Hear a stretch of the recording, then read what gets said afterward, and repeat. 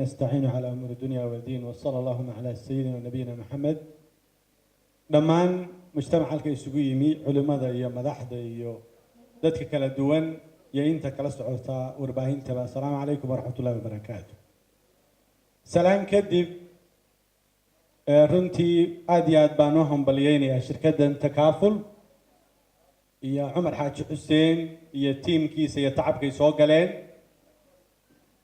waxaan xasuustaa runtii markiimka uu xusayay maalintuu ii yimi anagoo aan saaxiib ahayn ee uu ii sheegay waxaan u qaatay Rio oo aan la yaabay anigoo waliba markaa wadooyinka gacanta ku hayay oo anigoo aan aad uga warwarsanaa ama la ciirciirayay mushkiladaha jiray ee wadooyinka oo ahaa wada xumo iyo darawal xumo iyo gaadhi xumo saddexduba ayna wada haysteen. gawaadhida waa ogtiina waxaynu ka soo iibsanaa gawaadhidan raqiiska ah ee jaban oo ay keentay dee duruufteena dhaqaale ee Japan laga keenay guran.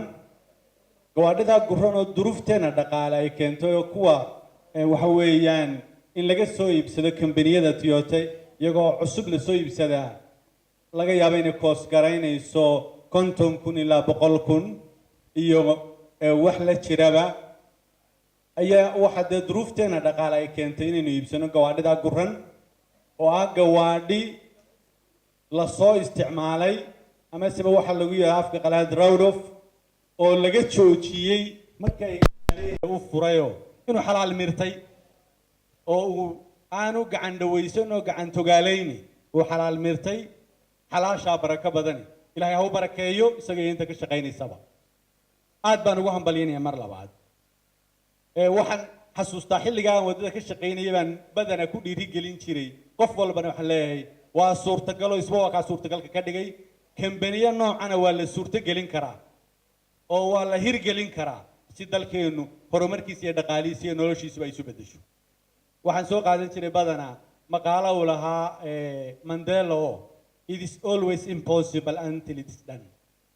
يعني hawsha la qabanayo ee noocaas madaxa lagu diiraya hadii jeer waxay u muuqataa it is always impossible inaan ay suurtagal ahayn amba markaa suurtagal ay la muuqan until it's done ila la qabto. marka wax badan baa la qaban karaya qurba joogka horena waan kelmad uga idhi qurba joogga gaar ahaan dibadda ka yimaadee laga yaabo inay intii uun aynu nahaynay ama intaynu naqaanin ku celceliyaan. dhaqaalaha waxa ka muhiimsan idea-da ama in dibadda laga keeno ra'yi laga keeno oo laga soo waarido ra'yi wax ku dhaama. aqoontu waxay ku timaadaa saddex nooc bay badaad intay noogna ku timaadaayo waxyiga samaawiga ilaahay subxaanahu wa ta'ala xaqiisa ka yimi marka laga yimaado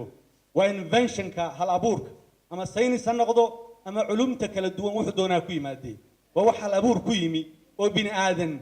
uu ku keenay tajaarib uu soo tijaabiyay oo kala duwan nooc kastaba ha ahaadee. shayga saddexeeya invention-ka waa innovation-ko ama waa koobi ambesti waa inaad cid wax ka soo koobi garayso oo haddaanad adigu hal abuur keeni karayn oo wax abuuri karayn oo awoodin inaad intaad aaraa dad ka curiyey oo ka soo shaqeeyey soo koobi garayso dalkaagii u keentay dadkaagii oo suurto geliso tajaarib horu suurto gashoona jecday. waxaan leeyahay runtii dadka ay u suurtagalka tahay ee laga yaabo in